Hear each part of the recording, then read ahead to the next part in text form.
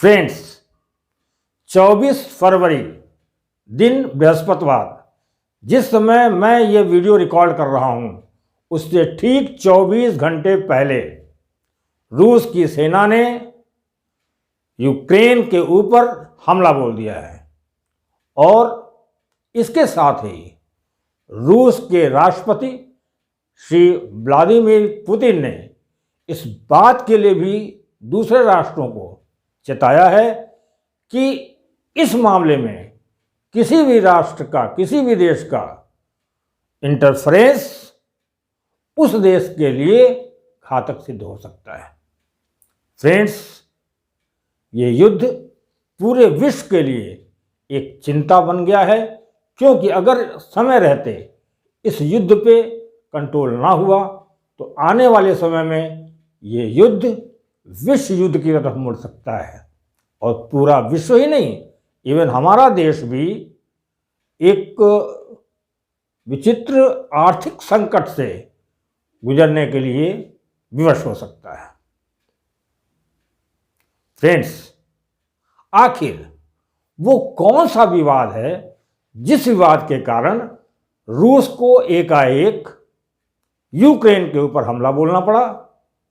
ये एक साधारण जनमानस के दिलो दिमाग में गूंज रहा है। आइए आज बहुत ही सरल तरीके से ये समझने की कोशिश करते हैं आखिर उस विवाद की जड़ क्या है जिसकी वजह से रूस ने ये हमला किया। फ्रेंड्स, हम आपको ये बताना चाहेंगे कि 1991 के पहले यूक्रेन जो संयुक्त सोवियत संघ हुआ करता था उसका एक हिस्सा हुआ करता था और जो यूक्रेन है उसकी जो सीमा है उसकी पूर्वी सीमा आपके रूस की सीमा से लगती है और जो पश्चिमी सीमा है वो यूरोप से लगती है। यूक्रेन का रूस के साथ में विवाद कोई नया विवाद नहीं है, ये 2013 से ही कुछ अन्य इश्यूज और क्रीमिया को लेकर के ये विवाद 2013-2014 से ही चलता चला आ रहा है। इस बीच और ख़ासकर 2014 के बाद जो यूक्रेन है उसका झुकाव, उसकी दोस्ती, उसका याराना कुछ यूरोपियन कंट्रीज से ज़्यादा बढ़ गया और यूरोपियन कंट्रीज भी यूक्रेन को नाटो में सम्मिलित करने के लिए इंटरेस्टेड होने लगे और साथ ही साथ यूक्रेन भी खुद को नाटो मीन्स एक नॉर्थ अटलांटिक ट्रीटी ऑर्गेनाइजेशन है जो अमेरिका और यूरोपियन कंट्रीज से मिलकर के 1949 में बना था। आज के डेट में लगभग 30 कंट्रीज इसके सदस्य हैं और वो इस मुद्दे को लेकर के बनाए गए थे कि जो सोवियत यूनियन था उसके स्ट्रेंथ को फेस करने के लिए अगर कोई युद्ध होता है इन कंट्रीज के अगेंस्ट में तो ये सारे कंट्रीज मिल करके उसको फेस करेंगे। तो फ्रेंड्स, यूक्रेन इस नाटो का सदस्य बनने के लिए बहुत ही इच्छुक है। अब बात ये आती है कि उसका असर रूस के ऊपर क्या होगा। रूस पहले से ही पश्चिमी देशों को इस बात के लिए सचेत करता रहा है कि रूस की सीमा पर पश्चिमी देशों के जो वीपन्स हैं उनका जमावड़ा ना हो और साथ ही साथ यूरोप के जो पूर्वी क्षेत्र हैं उस पूर्वी क्षेत्र की जो सैन्य क्षमताएं हैं या जो सैन्य शक्तियां हैं उसको यूरोप रूस के बॉर्डर से रोल बैक करे और साथ ही साथ रूस इस बात के लिए भी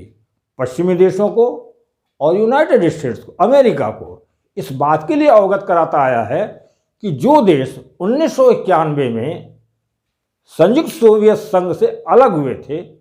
और जिसमें यूक्रेन भी शामिल था, उनको नाटो में सम्मिलित न कराया जाए। अब अगर यूक्रेन नाटो में सम्मिलित हो जाता है तो उसका असर रूस के ऊपर क्या होगा? देखिए, अगर यूक्रेन नाटो में सम्मिलित हो जाता है तो रूस के बॉर्डर तक नाटो की रीच पहुंच जाएगी। मतलब रूस के लिए नाटो के द्वारा एक नया खतरा उत्पन्न हो जाएगा। दूसरा, जो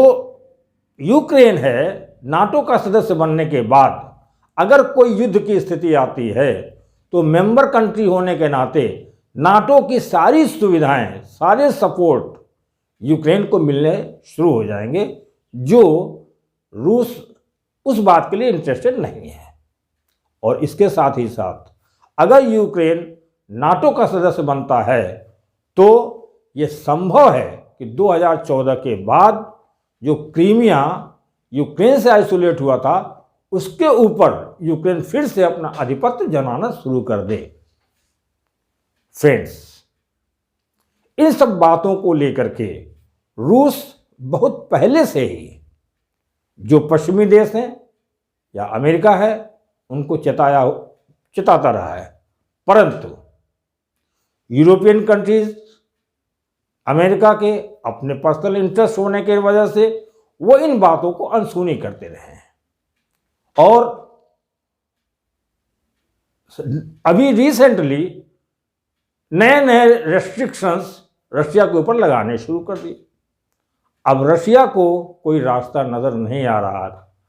और उसके पास कोई ऑप्शन भी नहीं बचा इसके अलावा कि वो यूक्रेन के ऊपर युद्ध छेड़ करके और जो भी उसके बॉर्डर एरियाज पे जो वीपन्स का एक्युमुलेशंस हैं या जो पश्चिमी देशों के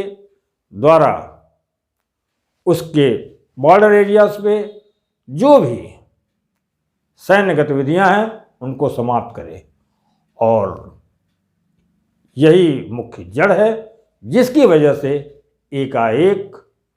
रूस को यूक्रेन के ऊपर हमला बोलना पड़ा। फ्रेंड्स, हमें पूरी आशा है कि आपको इस विवाद की जड़ काफ़ी हद तक क्लियर हो गई होगी। मैं आज का एपिसोड यहीं पे समाप्त करता हूं, लेकिन नाटो जिसमें यूक्रेन जिसको ज्वाइन करने के लिए इंटरेस्टेड है, आखिर वो नाटो है क्या? वो क्यों बना, कब बना, उसमें कौन कौन सी कंट्रीज हैं, उसकी क्या क्या एक्टिविटीज़ हैं, इसके बारे में हम नेक्स्ट एपिसोड में आपको विस्तार में बताएंगे, जिससे कि इस विवाद के बारे में आपको और भी क्लियर जानकारी हो सकेगी। फ्रेंड्स,